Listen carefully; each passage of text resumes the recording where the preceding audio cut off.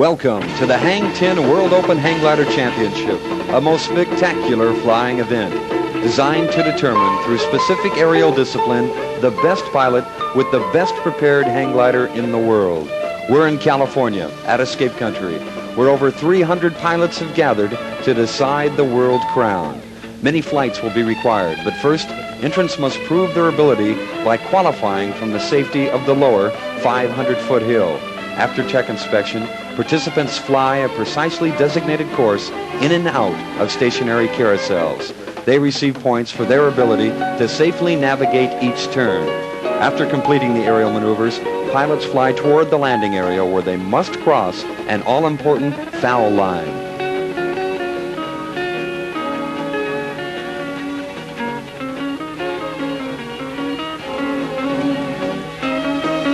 This bright yellow line will eliminate many good pilots in the World Open. For failure to cross it results in 0 points for the entire flight. Many land way short, many just inches. If a pilot does make it across the foul line, it's on to the target for an on-your-feet landing. Such is not always the case, and it will cost in safety points. But qualifying rounds will weed out those that will do anything to land in the target.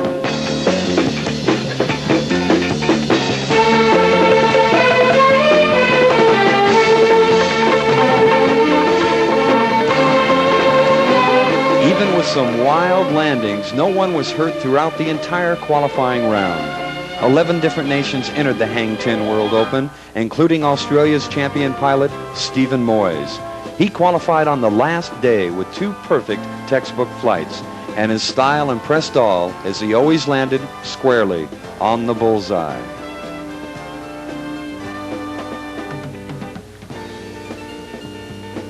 Japan. They had the largest contingency of pilots led by H. Korikawa with 155 points in the qualifying rounds. Out of the 24 pilots who entered, Japan led with 6 pilots. Raymond Alvarez from Tamarine, Guam just missed qualifying with 175 points, 177 being the cutoff. Many other countries such as Sweden, Poland, Mexico, England, and France were unable to make the qualifying rounds. Canada's Chris Smith just missed the semifinals with 175 points. Another impressive pilot was Daniel Arnay, one of the Brazilian pilots. He qualified with 190 points, seen here heading for another bullseye. Daniel is expected to do very well in the semifinal rounds, and we'll be back with that action in a moment.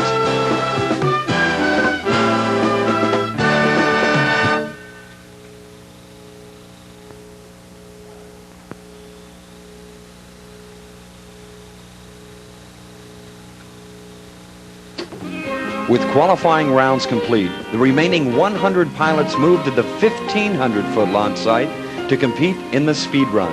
This event is a good test of the pilot's judgment. A fast flight cuts through the available lift. Time is gained, but some altitude lost. Too much speed, not enough lift, and you'll come up short. The landing area is over 1 mile away from the launch site, and the pilots know it, so that leaves no room for error. We have good winds today, and we'll take a look at one of the top qualifiers, Brian Porter of Merced, California. He flies a unique design, an easy riser biplane. In this event, pilots must fly above a gate midway through the run in order to be scored. Brian clears that gate with good time. A minimum flight of 1 minute and 45 seconds will earn a pilot 70 points. 10 seconds are added to the score if a pilot fails to clear either of the carousels near the landing area. Brian clears that first carousel, no penalty points, heading toward the second one.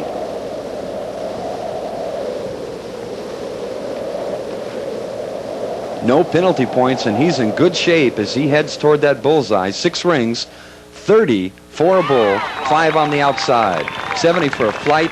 Brian in good shape. In the air now, the defending world champion, Greg Mitchell from Mission Viejo, California. He puts together a good flight and earns 75 points, and this one temporarily puts him in the lead in the semifinals.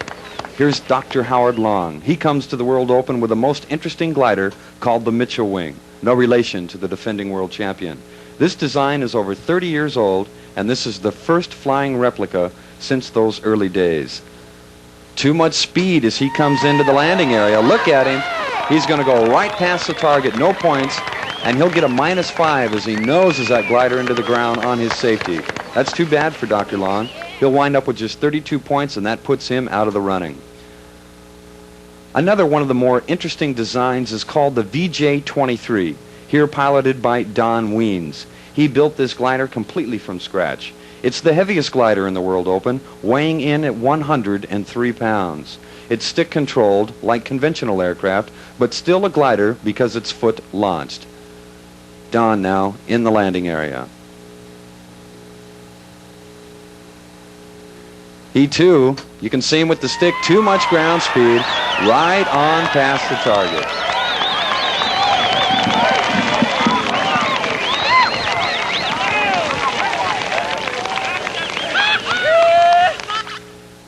One of the favorites, Steve Patmont. In last year's World Open held at Escape Country, he was the only pilot with a fixed-wing glider, and he finished in the top 10. His finish last year has been much talked about, for these gliders are heavier and much harder to land. He's a little high for a good time. This is a speed event. Look at him turn in that dive. That's what you call working off some altitude in a hurry. He's a little high in this part of the run, takes a dive, approaches the landing area, and another dive. Look at this. Picks up the speed. Incredible. Not good time on the top of the run, but Patmont making up some of that time as he approaches the landing area. Around the first carousel, he's got a good line for the second carousel, but he's going too far. Patmont is going too far. He'll go beyond that second carousel, and this is going to cost him all the time he gained with those two radical dives. Let's watch as he heads into the landing area. Heads up, you guys. He's coming in this way. Really? Crank it around. All right, he's in good shape, but he's waited a little bit too long. Bad time. He's only going to get 48 points. Here comes a flare. That's it, 48, and Patmont, one of the favorites, out of the competition. Back up on top now. Bob Wills. He was the